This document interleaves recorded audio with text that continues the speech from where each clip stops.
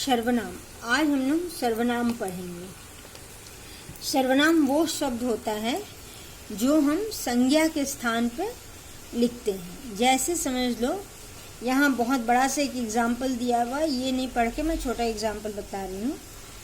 जैसे राम स्कूल जाता है। राम को स्कूल में उसके सारे दोस्त अच्छे लगते हैं।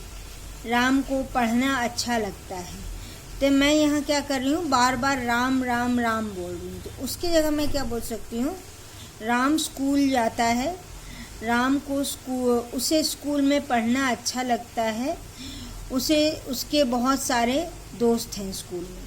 तो उसको ये सब क्या हुआ, ये सर्वनाम हुआ। ये हम लोग राम के जगह लिख रहे हैं, ठीक है।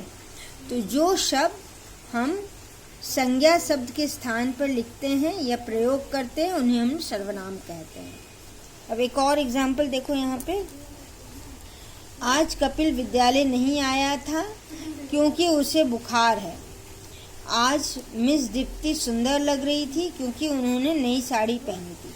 तो कपिल और उसे, ये उसे किसके लिए यूज़ किया गया है, कपिल के लिए, ठीक है। तो कपिल है, ये उसे है सर्वनाम, या उन्होंने है सर्वनाम। ओके, तो ये था सर्वनाम। सर्वनाम किसे कहते हैं। अब हम आते हैं सर्वनाम के अलग अलग भेद पर। सर्वनाम के 6 भेद होते हैं। पुरुषवाचक सर्वनाम, निश्चयवाचक सर्वनाम, अनिश्चयवाचक सर्वनाम, संबंधवाचक सर्वनाम, प्रश्नवाचक सर्वनाम और निजवाचक सर्वनाम। ये सारे सर्वनाम ये सारे भेद जो है ये तुम इंग्लिश लैंग्वेज में पढ़ चुके हो, उसी का ये हिंदी में भी है, वैसे ही है। ऐसा पहला है पुरुषवाचक सर्वनाम। तो पुरुषवाचक क्या है, पर्सनल प्रोनाउन जो तुम लोग पढ़े हो इंग्लिश में। पुरुषवाचक सर्वनाम वो सर्वनाम है जो हम व्यक्ति, प्राणी आदि के स्थान पर प्रयोग करते। प्रयुक्त मतलब प्रयोग। इसके अंतर्गत वक्ता को केंद्र में रखा जाता है। मतलब जो सर्वनाम हम लोग किसी व्यक्ति के लिए, किसी प्राणी के लिए यूज़ करते हैं, ये प्रयोग करते हैं, उसे हम लोग पुरुषवाचक सर्वनाम कहते हैं, ठीक है। ये पुरुषवाचक सर्वनाम 3 प्रकार के होते हैं, उत्तम पुरुष, मध्यम पुरुष, अन्य पुरुष। अभी उत्तम पुरुष, मध्यम पुरुष, अन्य पुरुष क्या है। उत्तम पुरुष है first pronoun, first person, second person, third person, ठीक है। अब ऐसा सर्वनाम शब्द जो बोलने वाले अपने लिए प्रयोग करें, जैसे मैंने यह काम किया, या मैं किताब पढ़ रही हूँ, या हम घूमने जा रहे हैं। तो ये जो वाक्य बोल रहा है वो खुद के लिए यूज़ कर रहा है वो वर्ड्स। तो उस टाइप के सर्वनाम को उत्तम पुरुष सर्वनाम, माने पुरुषवाचक के अंडर में ही ये आता है। उत्तम पुरुष जैसे मैंने, मैं, हम, मुझे, हमारा, माने जो खुद के लिए, जो आदमी बोल रहा है वो खुद के लिए जो सर्वनाम यूज करता है वो उसे बोलते हैं उत्तम पुरुष, ठीक है। अब दूसरा है मध्यम पुरुष। ये किसके लिए है, ऐसा सर्वनाम शब्द जो सुनने वालों के लिए कहा जाता है। समझ लो तुम बात कर रहे हो किसी से, आज तुम कहाँ गए थे, आज तुमने क्या किया, आज आप मेरे घर नहीं आएंगे। तो ये तुम जिससे बात कर रहे हो उनके लिए ये सब सर्वनाम शब्द यूज कर रहे हो। तो ये हुआ मध्यम पुरुष, ठीक है। तीसरा है अन्य पुरुष, ये है थर्ड पर्सन। मैंने समझ लो तुम और तुम्हारे एक दोस्त, तुम लोग 2 जन बात कर रहे हो एक थर्ड फ्रेंड के बारे में, एक थर्ड व्यक्ति के बारे में। तो उसके लिए जो सर्वनाम यूज करोगे वो आएगा अन्य पुरुष के अंदर में। जैसे देखो, उसने फोन किया था।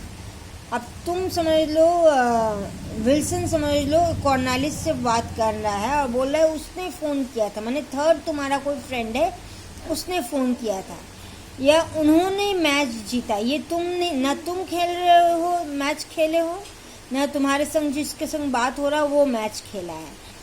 तुम ये थर्ड आदमी के लिए बोल रहे हो, थर्ड पर्सन के लिए बोल रहे हो, ये उन्होंने मैच जीत लिया।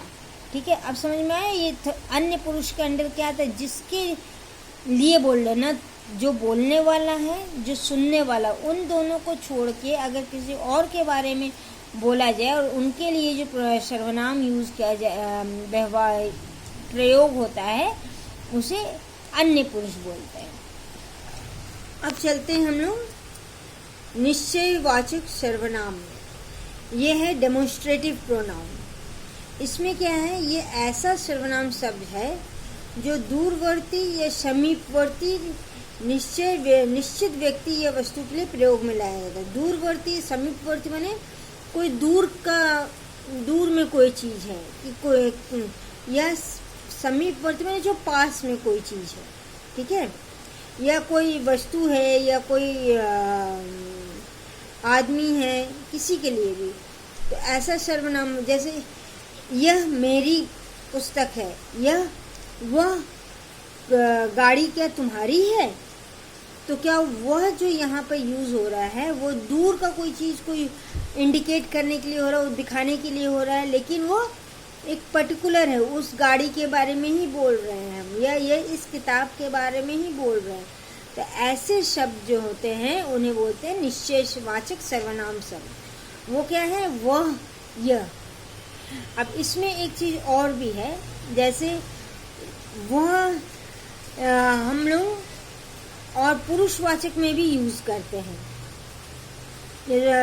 कल वह मुझसे मिलने आया था, तो ये हम लोग अन्य पुरुष में वह यूज करते हैं। तो हम लोग को डिफरेंस कैसे पता चलेगा कि कब ये निश्चयवाचक सर्वनाम है वह, और कब वह अनिश्चयवाचक, अरे ये पुरुषवाचक में है। तो ये सेंटेंस जब पढ़ोगे तो उसके अनुसार पता चलेगा। जैसे एग्जाम्पल बतला रहे हैं हम, शशांक मेरा भाई है, वो कोलकाता में रहता है।